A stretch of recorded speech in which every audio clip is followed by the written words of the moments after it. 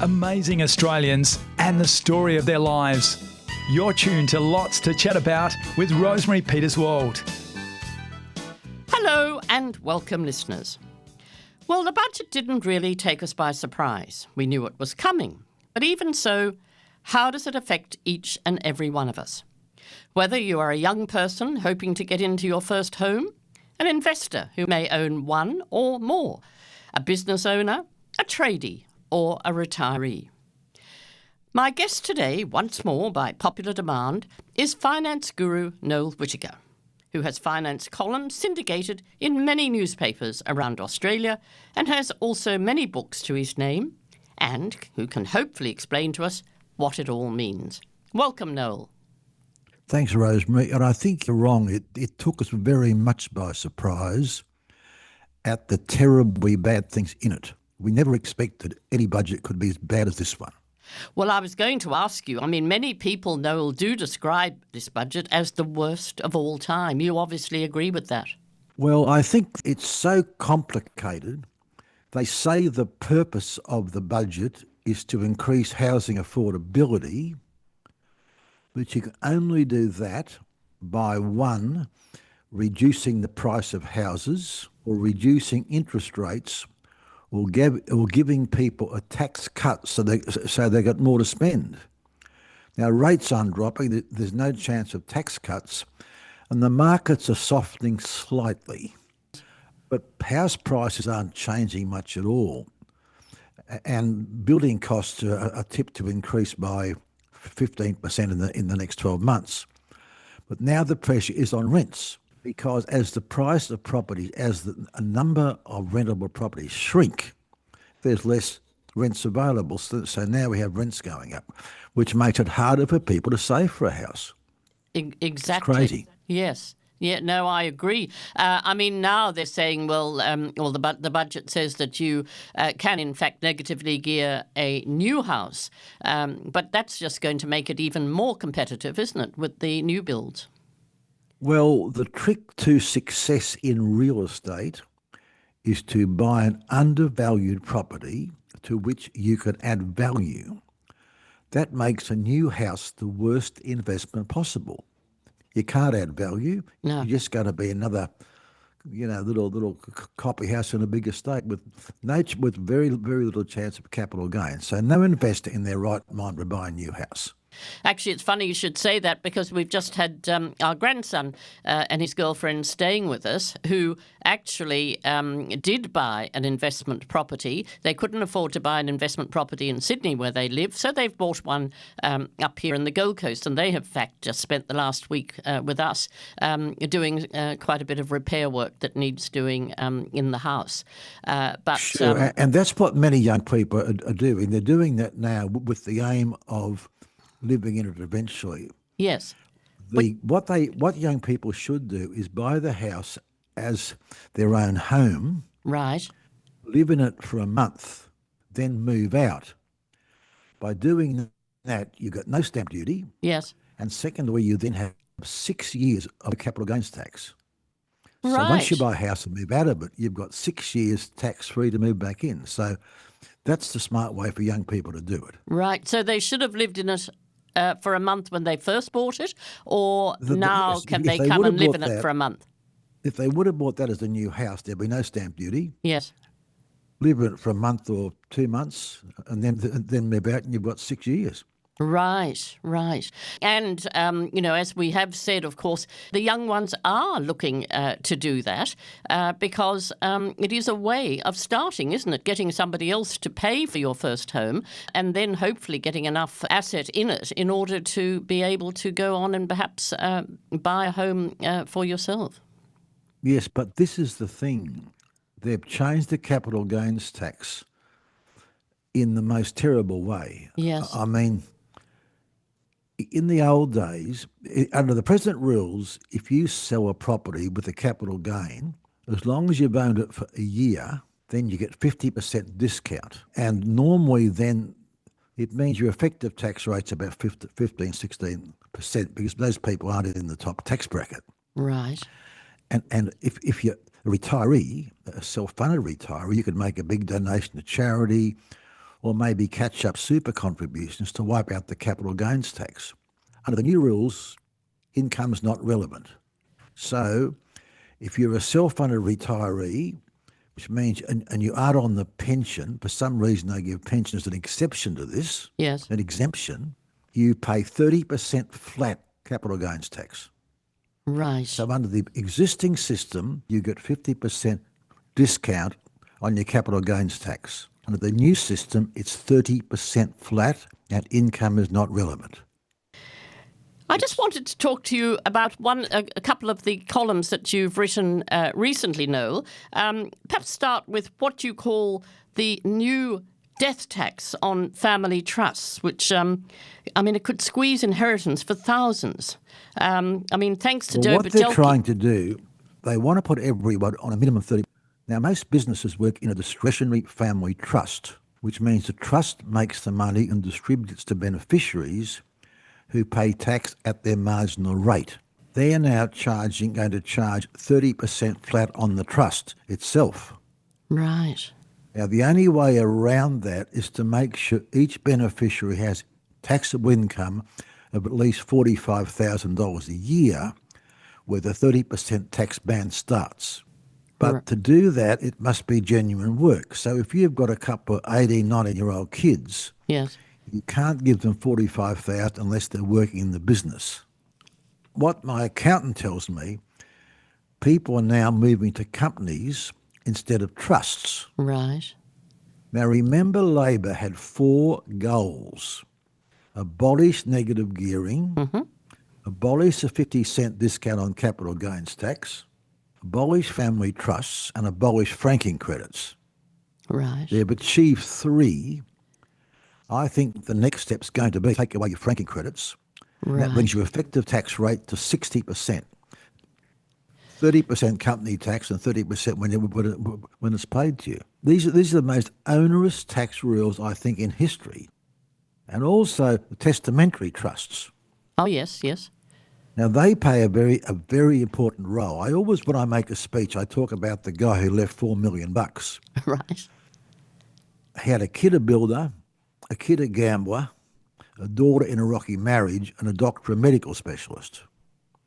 If he left them $1 million each, Yes. the builder will go broke and that'll go. Right. The gambler will gamble it. Yeah. The daughter's husband will take half of it, and the doctor's got tax problems. Right. Right. That was invested in 4 testamentary trusts. Yes. The builder's creditors couldn't get it. The gambler couldn't get it. The departing husband couldn't get it, and the doctor could be vested for tax effectiveness. Right. Right. And also there's a lot of people you can't leave money to. If your kid's 6 or 7, you can't leave the money. No. When we did our early wills, our kids were, I think, in their teens. We had 3 testamentary trusts, and the trustee could pay school fees, could buy them a car, pay uni fees. So it's a way to keep the estate safe. Right. And they're trying to tax those out of existence. Look, it's exactly. Some people seem to think that trusts are only for the wealthy, but of course they're not. It's for everyday people who want to protect their inheritance to go to the right people and for the right cause. Yes, there's some people you can't leave money to. Just to go on to a little slightly different tax, Chris, our manager here, asked me to ask a question. He's coming up to the age where thinking of retiring. How much super do you think somebody needs to retire these days to live comfortably? Not, fly over to Paris every second month or whatever, but just to live a comfortable existence. I've been hearing this question for years, right? It depends on the person. Are they a couple or a single? In this case, single, yes. Is their mortgage repaid? Right. Do they intend to travel? Do they drink? Right, You know, right. So what you do is you go to the Money Smart website and do yourself a budget. All right, yes. And the Money Smart website's just and you can save it and play with it. And once you know how much you are going to spend, then the next thing is, will I be eligible for the age pension? Right. And that means age 67. But we're seeing now more and more a younger wife. Say a guy's 67, the wife may be 50 or 55. It's Right. common. Yes. Her superannuation does not count unless she starts a pension from it. Right. So if you put all the superannuation in the wife's name, often the guy will get half the pension. All right. Right. So you need to work out how much you're going to spend, then work out whether or not you can get a part pension, and then look at your superannuation and see how long it's going to last. Right. And Right. in my book, Retirement Made Simple, there's all the details in there, and there's calculators too. Actually, it's a terrific book, and I'll come to that at the end to tell people how to get hold of that.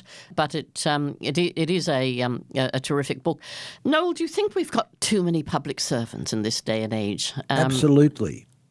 What should somebody do about that? I mean, I know Campbell Newman, of course, lost everything, his parliamentary seat or whatever, or premier, because he wanted to cut it back. But we can't go on surely just increasing those dependent on the public purse. By 40%, haven't they, I think? Right, right. We need productive public servants. Yes. Now, in our street at the moment, a guy's building a house.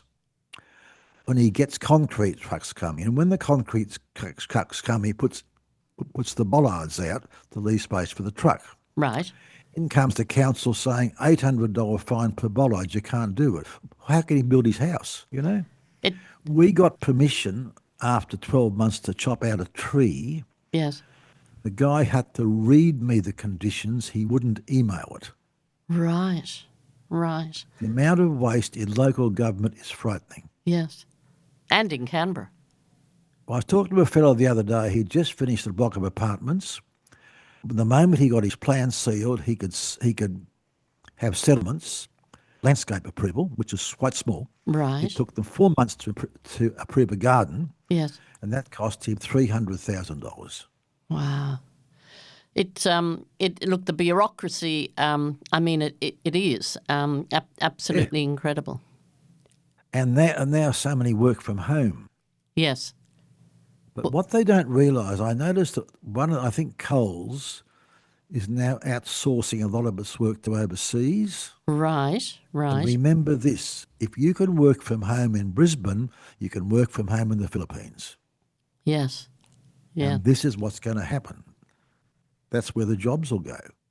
But of course, scary. It is scary. And the other thing, of course, when people are working from home, I mean, there are so many other businesses in the centre of the city that depend on office workers. There's coffee shops, Sure. there's, just even the normal boutiques and dress shops and whatever. They all depend on the workers lunchtime coming and supporting them.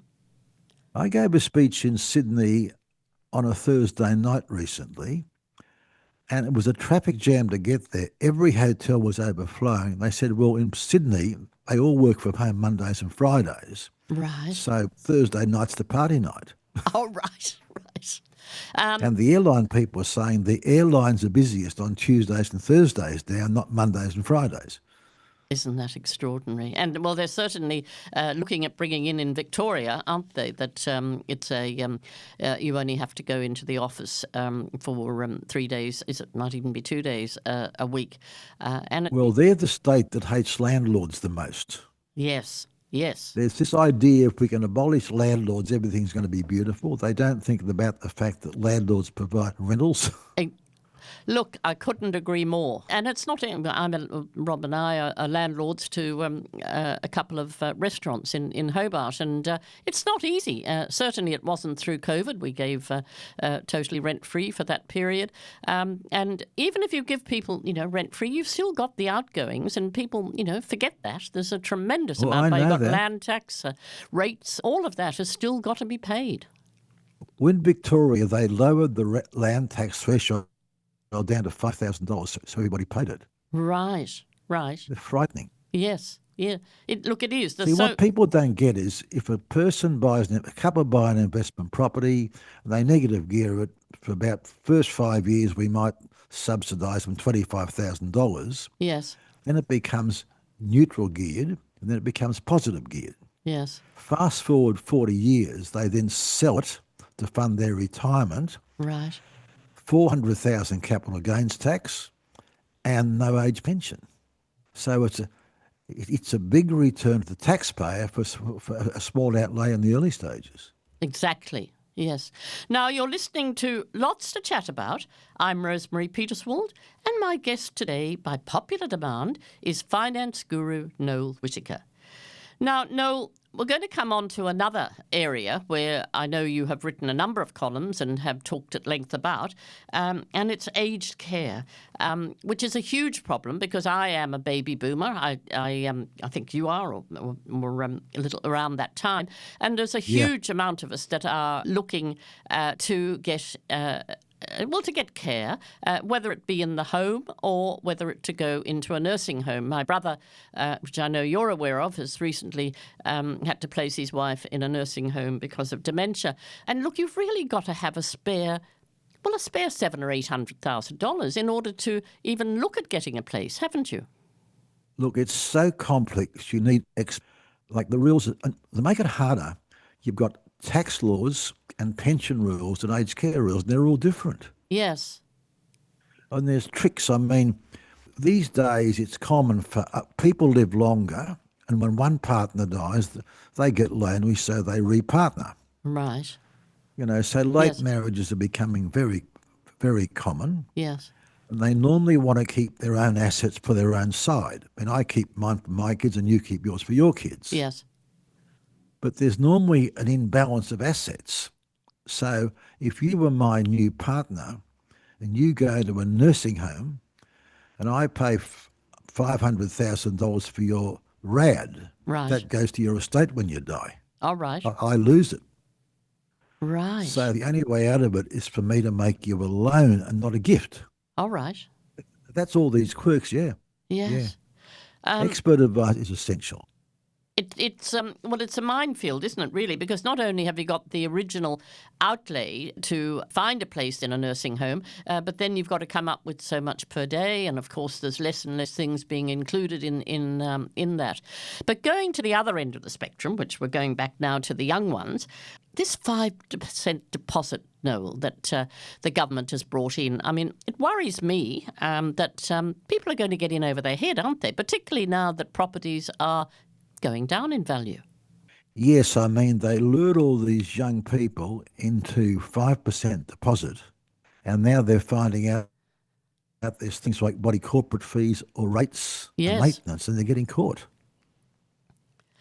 Well, there was a case in the paper not long ago where a young fellow bought a house with the 5% deposit.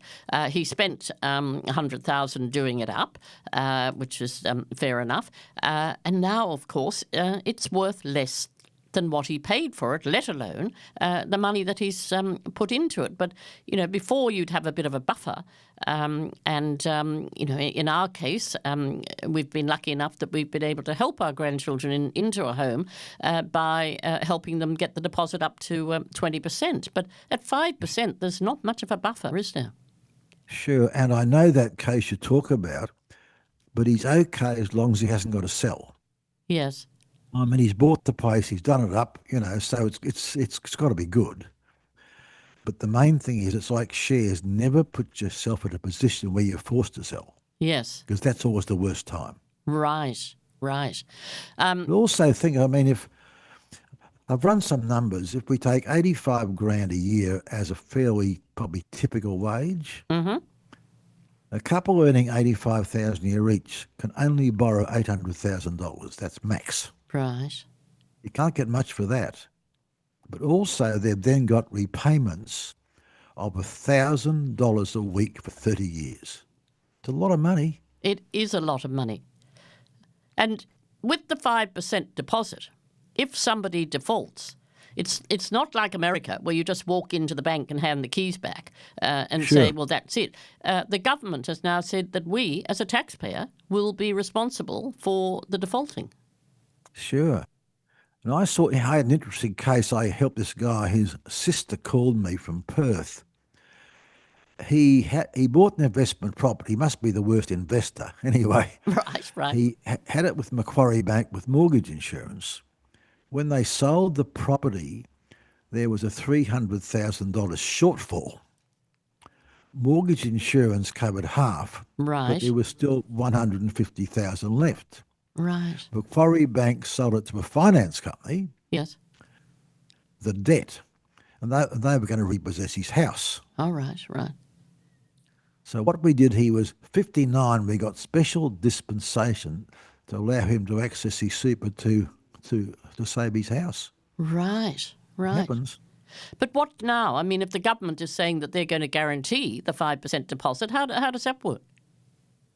Well, taxpayer again. Right. Right. Good old taxpayer. Yes. How do you think AI can help us with our finance planning? Do you ever use that, or do you think that will become a thing of the future, Noel?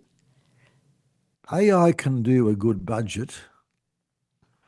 It can work out things for you. You just need to know how to use it. It's But look, like everything, isn't it? You need to you get know back the to tools. your money is the number one thing. Right. You wrote a column, Noel, about algorithms and how they've been designed to control our behaviour. Now, I've certainly wondered about that because I've gone, on to book an airline ticket, and I choose the dates that I want to fly, and amazingly, those particular dates that I want to fly are more expensive than the date either side of that. Explain that. Well, I can't, but as we said in the column, Yes. if you can get a friend to log in or log in incognito mode, you might get a different price because the algorithm knows who you are. In the old days, you paid the price on the shelf. Right. Right. Nowadays, the algorithm lets you know how much you'll pay. And I'm always astounded. Some mornings we go to a coffee shop down the road. It's never in the diary. Yes. Up on the street, 6 minutes to Bellissimo Coffee. Right. It just knows where you're going, I know. always. It's Yeah. extraordinary. I mean, it is Big Brother listening. I mean, I can actually be talking about something literally to somebody else in my house and then go online and I'm suddenly bombarded with ads for the same thing we've been talking about. That's right. I know, it's amazing, isn't it? It is. It's frightening. It really is. Noel, do you think we're heading for a recession? Oh, that's a difficult word. I mean, I look at all the construction going around the place, every city. I Yeah. don't think so, Right. because there's such a demand for workers. Yes. There's such a big demand for skilled workers. This is the point. But all you can do is make the best of your own patch. Yeah. I always say, if you make the best of your own patch, you'll be okay. Because it is, I mean, it's frightening for young ones these days. I mean, apart from the fact that we're told that the world will disappear because of climate change and the war in the Middle East, and we're not going to have enough fuel and this, that, and whatever. It's a worrying time for them, isn't it? Well, my friend Don Stammer has a thing he calls Factor X. Right. That's something that had a massive effect and you couldn't predict it. Oh, yes. Now, typically the GFC, typically COVID, and typically the Iran war, they're 3 Factor X's. We got through them. We're resilient, you and I, Rosemary. Yes, exactly. Noel, explain, to us that may not know totally, what does inflation mean? Inflation? Yeah. When I was doing economics, they said you've got an island Right. and the currency's conch shells. And all of a sudden they doubled the number of conch shells and did nothing else. The prices doubled because there was twice as much money to buy things. Right.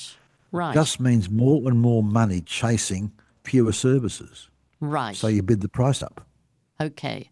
And that's what's putting our interest rates up. Well, I mean, we've just had a wage rise. Now, a $10 wage rise an hour gives the worker $7 after tax and costs the boss $14 after all the on costs. So this is the treadmill. We have inflation, we must give wage rises which are inflationary. Right. It's a vicious circle. It certainly is. You say, Noel, simple mistakes could make your will and power of attorney useless. How does that work? Well, it's all in my book, Wills, Death and Taxes. Yes. But I think the power of attorney is the classic one. Right. This couple had the perfect power of attorney, went to the bank to withdraw $500,000 for their mother's RAD. Yes. Bank said not valid. The attorney signed after. The donor signed last. All right. And that document grants a power. Therefore, the person receiving the power can't accept the power until it's given. All right.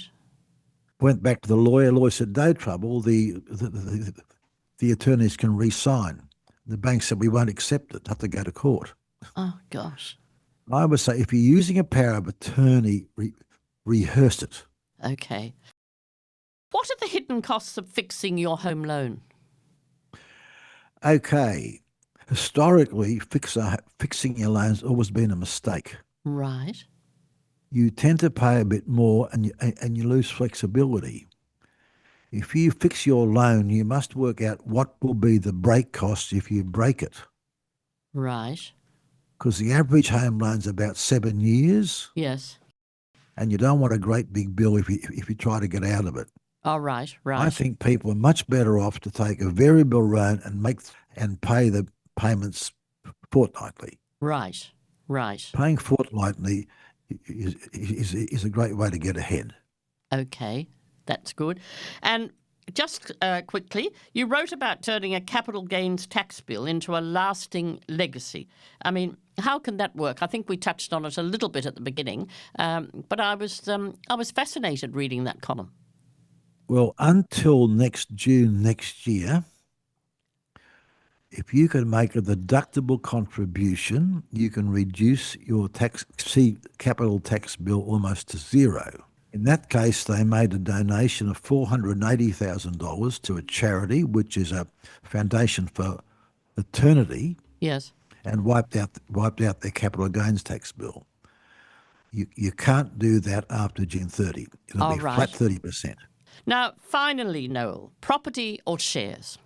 To me, there's no argument. Shares are so much easier. Right. There is no stamp duty. There is no selling costs. You can buy the shares in small parcels. The income's franked to make it effective. There's no land tax. There's no maintenance. Right. If you've got $1 million property and I've got $1 million of shares, yes, and we both want $50,000, I can do that in a minute. You've got to sell the whole place and sell capital gains tax. With all these new rules, I think shares are even better. Oh, right. Okay. I don't think I'd still be married if we had shares. I'm sure I would have said, why did you sell? We should have sold. I love them. Yeah. All you do is buy the index and you've got no choices to make. Yeah, well, look, it certainly sounds sensible, and many of our friends, yes, do just have shares. As I say, I would be a little bit worried about whether I missed the boat or had gone out and left us behind. But so many people do very well in shares. Now, Noel, you buy the index and you stay in there. That's all you got to do. Right, and get ones that pay good dividends. Yes, of course. The index has averaged 9% per annum for 120 years. Sounds as though that is a good way of investing your money.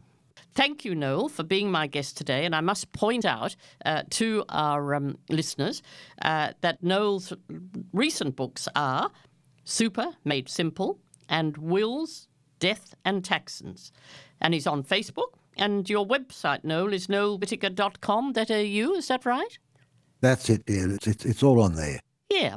As normal, it's been terrific, really terrific to talk to you. Thank you, Sparrow, for producing. And this program has been produced in the studios of 4RBH Reading Radio in Brisbane for syndication around Australia, and will be available on my YouTube channel, Lots to Chat About, with Rosemary Peterswald.